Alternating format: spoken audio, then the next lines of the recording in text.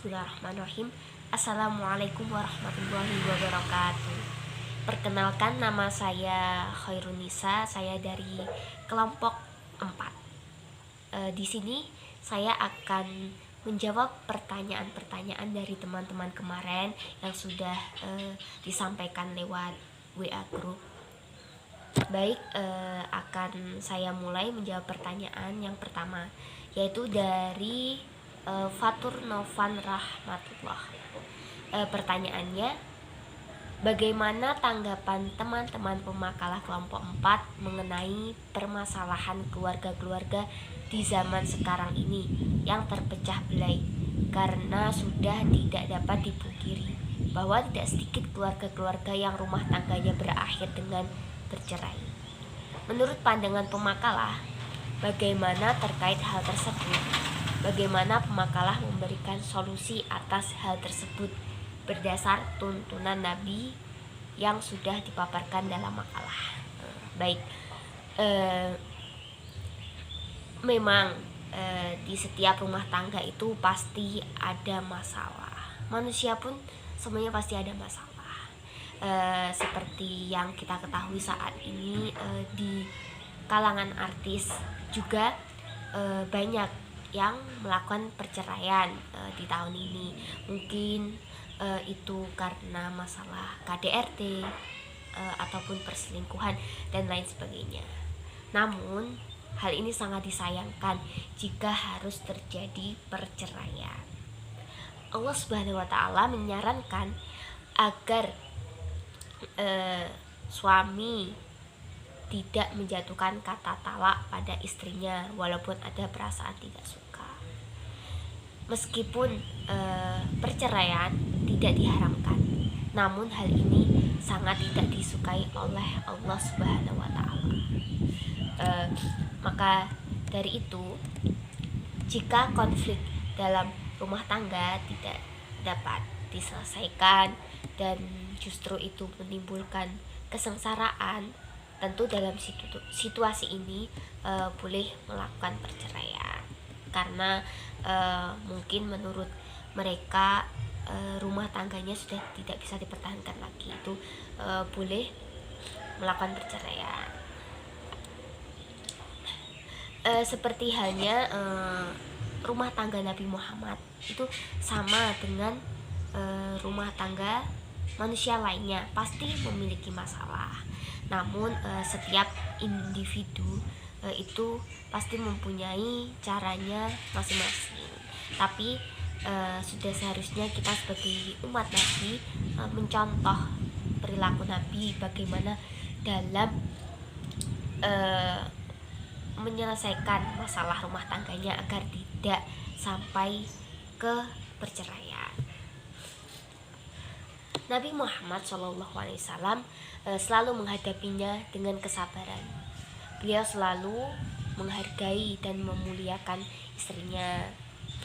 Maka dari itu kita wajib menjadikan Rasulullah itu sebagai suri tauladan atau mencontoh, seperti kasusnya itu istri Nabi Muhammad, Aisyah, yang dituduh berselingkuh dengan sahabat Nabi.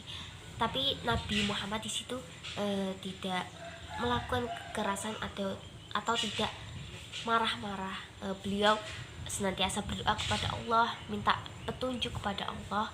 Terus kemudian Allah menurunkan ayat di mana itu membersihkan Nabi, membersihkan nama baik istrinya.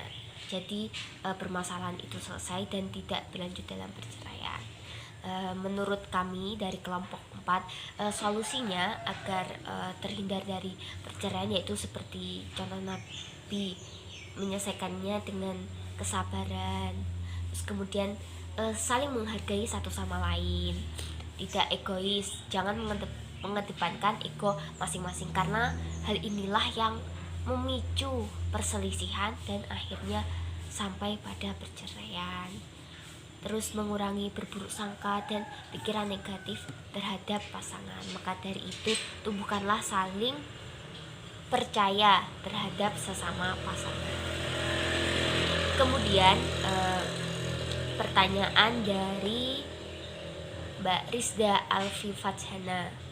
Pertanyaannya, apakah kekerasan ini identik dengan fisik? Kalau melukai hati, apakah itu bukan kekerasan? Ya, perlu kita ketahui dahulu apa sih arti kekerasan itu. Ya, kekerasan dalam arti sempit merujuk pada tindakan berupa serangan, perusakan, penghancuran terhadap fisik seseorang.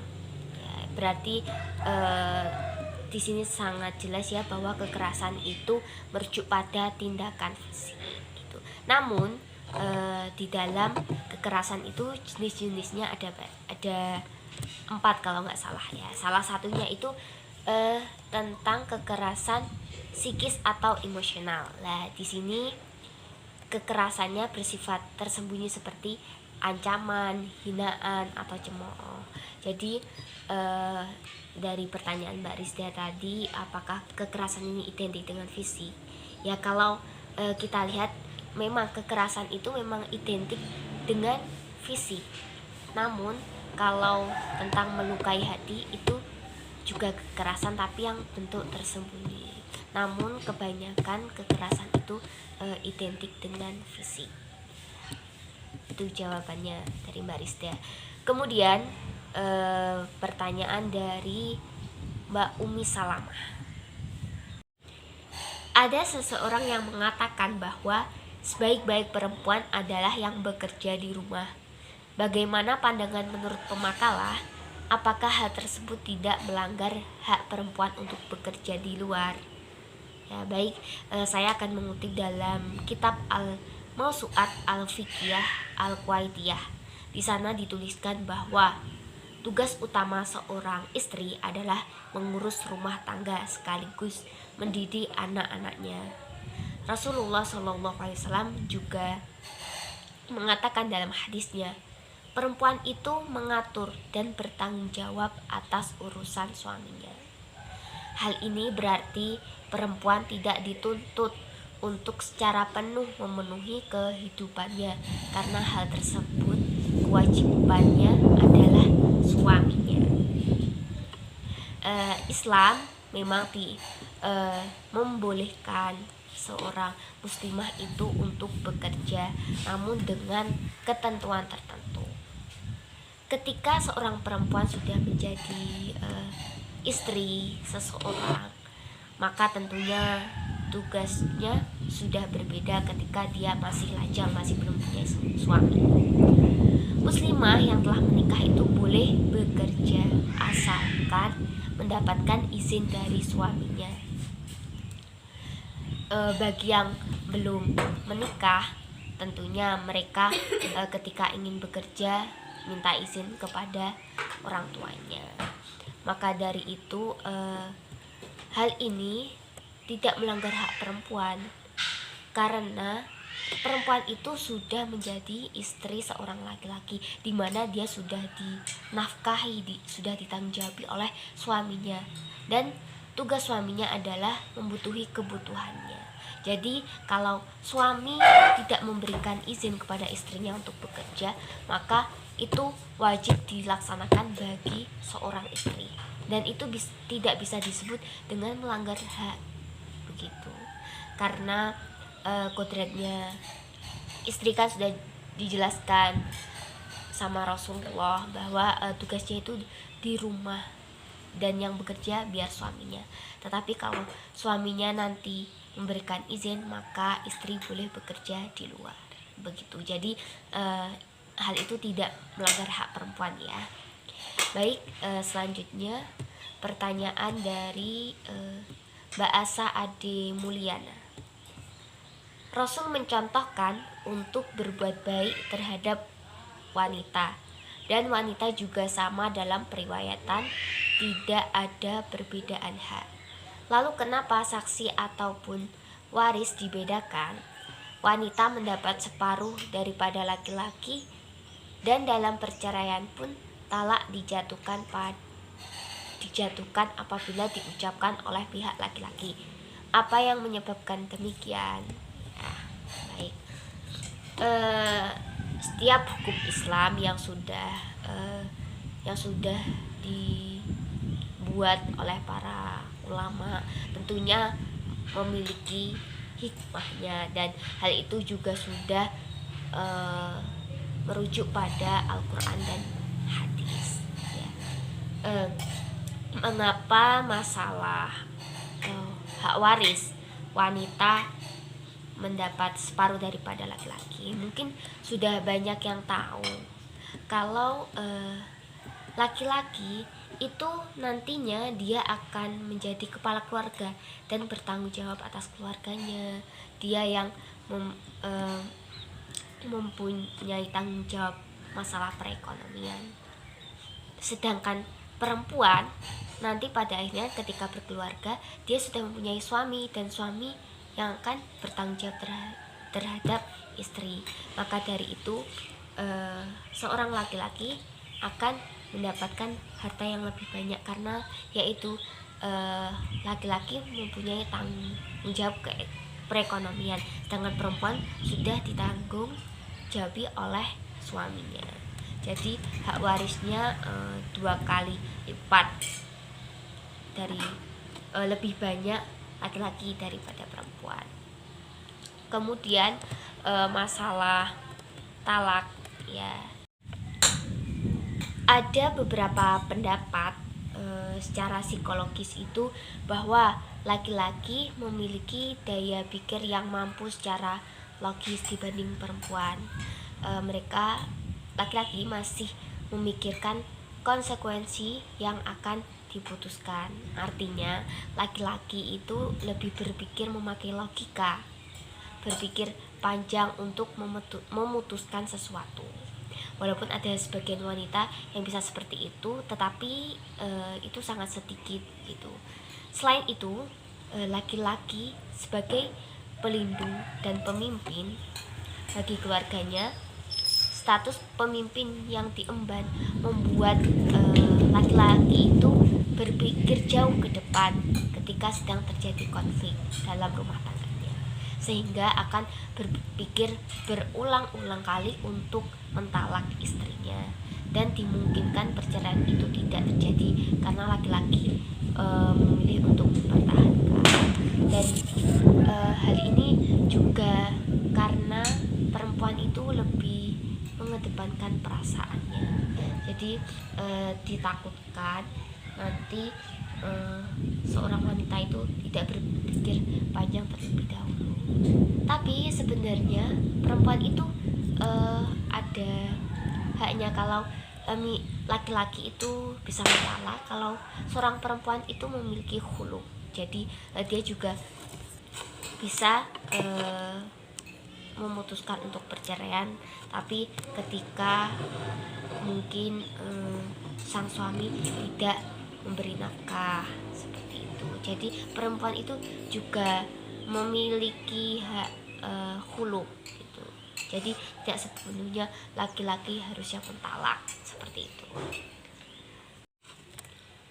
Kemudian pertanyaan dari Muhammad Iqbal Maulana. Meskipun adanya peraturan tentang KDRT, tetapi tetap saja selalu terjadi kasus yang demikian. Kejadian tersebut bisa dipengaruhi oleh beberapa faktor, mungkin diantaranya karakter lingkungannya, pendidikannya, atau pernikahan dini. Menurut pemakalah, apa faktor paling dasar yang mempengaruhi kekerasan dalam rumah tangga? Menurut kelompok kami, faktor yang paling mendasar yaitu faktor ekonomi. Karena aspek ekonomi merupakan aspek yang paling dominan menjadi faktor kekerasan pada perempuan dibandingkan dengan aspek pendidikan. Mungkin kita sudah paham atau sudah tahu bahwa dalam aspek ekonomi ini sangat penting, apalagi pada saat ini, dimana ekonomi sangat dibutuhkan setiap manusia, apalagi dalam sebuah keluarga pasti banyak butuh. Kemudian hal ini paling tidak diindikasikan oleh pekerjaan pelaku yang sebagian besar adalah buruh, dimana kita tahu bahwa tingkat upah buruh di Indonesia masih tergolong rendah. Jadi yang mempengaruhi itu ketika mungkin sang suami itu bekerja sebagai buruh dan gajinya kurang, kemudian istri meminta uang misalnya, namun kemudian sang suami kesal, marah-marah, maka itu bisa terjadi tindak kekerasan. Namun menurut saya pribadi ini juga ada sangkut pautnya faktor individu dari perempuan itu sendiri. Kebanyakan ketika seorang perempuan mendapat KDRT dari suaminya itu mungkin bisa jadi perempuan lah yang sering menyerang suami atau pasangan terlebih dahulu, maka hal ini beresiko terjadinya KDRT terhadap perempuan. Begitu. Selanjutnya pertanyaan dari Mbak Zahra Pelizah. Bagaimana hukum seorang suami memukul istrinya dengan pukulan yang menyakiti ketika seorang istri dianggap lusius? Di makalah kami sudah kami tuliskan surat An-Nisa ayat 34, di mana ini menjelaskan juga tentang perempuan boleh dipukul karena melakukan nusyus. Perlu kita ketahui terlebih dahulu apa sih nusyus itu. Nusyus itu adalah bisa disebut dengan durhakanya seorang istri, begitu. Ya, nusyus itu lebih ke ketika seorang istri itu sudah tidak mau melakukan kewajibannya, seperti tidak mau melayani suaminya lagi, dia sudah tidak taat suaminya, padahal Allah sudah mewajibkan hal-hal yang sedemikian rupa. Di dalam surat An-Nisa disebutkan bahwa perempuan-perempuan yang kamu khawatirkan akan nusyus, hendaklah kamu beri nasihat kepada mereka, tinggalkanlah mereka di tempat tidur atau pisah ranjang, dan kalau perlu pukullah mereka. Ya, ini yang menjadi pertanyaan penting dari Mbak Iza ya, hukum seorang suami dengan pukulan yang menyakiti ketika seorang istri dianggap nusyus. Ketika seorang istri sudah nusyus atau durhaka, itu memang boleh dipukul, tapi ada ketentuannya. Pertama itu harus dinasihati dulu, bagaimana nanti ketika seorang istri sudah tidak mentaati suaminya, dijelaskan begitu. Kemudian itu tinggalkanlah mereka di tempat tidur, pisah ranjang, kemudian baru boleh memukul. Jadi hukumnya memukul seorang istri itu boleh, tapi harus dengan cara-caranya terlebih dahulu, dinasihati dulu. Ketika dinasihati tidak bisa, terus ketika di boykot atau hajar atau yang tadi tinggalkanlah mereka di tempat tidur itu sudah tidak bisa atau tidak ada efeknya dari istri, mereka tetap melakukan nusyus, maka dari itu boleh dipukul. Tapi memukulnya itu ada beberapa ketentuannya juga, ada adabnya juga gitu. Seperti memukul itu dengan pukulan yang tidak membekas. Jadi jangan beranggapan istri boleh dipukul karena nusyus, tapi harus diperhatikan memukulnya tidak boleh sampai membekas, kemudian tidak boleh lebih dari 10 pukulan, tidak boleh. Hal ini pun juga sudah dijelaskan dalam hadis Nabi riwayat Bukhari nomor 6850. Janganlah mencambuk lebih dari 10 cambukan kecuali dalam had dari aturan Allah. Terus kemudian tidak boleh memukul istri di wajah. Ini juga sudah dijelaskan dalam hadis Nabi riwayat Abu Daud nomor 2142. Dan janganlah engkau memukul istrimu di wajahnya. Ya, jadi hukumnya boleh, tetapi dengan ketentuan-ketentuan tertentu yang saya sebutkan tadi. Kemudian pertanyaan dari Mbak Najiah. Dikatakan bahwa Rasulullah SAW selalu mengambil jalan damai atau mengutamakan musyawarah ketika terjadi permasalahan dalam suatu keluarga.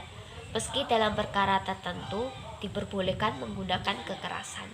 Yang ingin saya tanyakan, perkara-perkara apa yang dimaksudkan oleh Rasul yang diperbolehkan menanganinya dengan kekerasan? Baik, kalau pertanyaannya Mbak Najah ini tentang perkara apa yang suami dibolehkan melakukan kekerasan, ya yang tadi ketika istri itu sudah nusyus atau durhaka, ketika istri tidak menjalankan kewajiban-kewajibannya seperti keluar rumah atau berpergian semaunya tanpa izin suami, atau menolak ajakan suami untuk berhubungan, maka tindakan yang perlu dilakukan oleh suami adalah memberi hukuman atau mungkin itu dengan pukulan. Tapi ya tadi harus diperhatikan ketentuannya, harus dinasihati dulu begitu. Ketika hal-hal cara itu tidak bisa dilakukan, maka boleh dipukul. Pertanyaan selanjutnya yaitu dari Mbak Alfika Inayatul Masrurah. Bagaimana cara kaum laki-laki mencontoh sikap Nabi dalam menghadapi istrinya yang mungkin memiliki sikap yang jauh dari istri-istri Nabi atau susah dinasihati? Baik, caranya ya kalau bisa setiap laki-laki itu membaca sirah Nabi Muhammad SAW. Jadi nanti mereka akan tahu bagaimana perilaku-perilaku Nabi Muhammad dalam menghadapi istrinya yang mungkin susah dinasihati begitu. Jadi seorang laki-laki yang ingin berumah tangga ya sebaiknya mungkin bisa membaca sirah Nabi Muhammad yang menjelaskan perilaku bagaimana dalam menyikapi istrinya. Baik, saya lanjutkan. Rasulullah SAW senantiasa memberikan wasiat agar berbuat baik kepada kaum wanita. Kemudian lelaki hendaknya berlemah lembut serta berbuat baik kepada wanita dalam kondisi apapun. Abu Hurairah radhiyallahu anhu merekam nasihat Rasulullah SAW soal cara yang ahsan dalam menasehati wanita. Rasulullah SAW bersabda, sampaikanlah pesan kebaikan kepada kaum wanita, karena sesungguhnya wanita itu diciptakan dari tulang rusuk, dan tulang rusuk yang paling bengkok adalah bagian atasnya. Jika kalian ingin meluruskannya, maka kalian mematahkannya. Jika kalian biarkan saja, niscaya ia akan tetap bengkok. Muttafaqun alaih. Dari Syekh Salim bin Id Hilali dalam Syarah Riyadhus Shalihin mengungkapkan bahwa kandungan dari hadis ini yang pertama, hendaknya seorang laki-laki bersikap lemah lembut kepada kaum wanita karena kelemahan mereka dan kelemahan akal mereka. Wanita mungkin tidak akan selamanya lurus dalam suatu keadaan, karenanya hendaknya para lelaki menyesuaikan diri agar kehidupan rumah tangganya bisa harmonis. Jadi laki-laki memang sudah seharusnya lebih banyak mengalah daripada perempuan, seperti itu. Kemudian seorang laki-laki memilih jalan Nabi seperti bersabar dalam menghadapi seorang perempuan dan menerima segala kekurangannya, maka wanita akan menjadi partner hidup yang sempurna. Sadari dan terima kekurangan, kelemahan akal Maka dari itu laki-laki itu harus banyak bersabar seperti Nabi dalam menghadapi suatu apapun. Dengan menyadari kondisi wanita secara psikologis tersebut ya, yang wanita itu selalu mendepankan perasaannya, mudahlah seorang laki-laki untuk menyesuaikan diri, untuk bersikap baik, berusaha mengejar akhlak mulia yang dicontohkan Nabi Muhammad SAW. Makanya ada kata-kata carilah laki-laki yang ketika marah dia tidak berkata kasar, apalagi memukul begitu. Jadi kata-kata itu sangatlah patut gitu. Carilah laki-laki yang ketika marah dia itu tidak berkata kasar. Jadi sebaiknya untuk laki-laki yang mau mencontoh sikap Nabi hendaknya membaca buku sirah Nabi Muhammad. Baik, itu yang bisa saya sampaikan untuk menjawab pertanyaan dari teman-teman. Mungkin nanti ada yang mau menanggapi atau menambahkan, kami persilahkan. Terima kasih. Wassalamualaikum warahmatullahi wabarakatuh.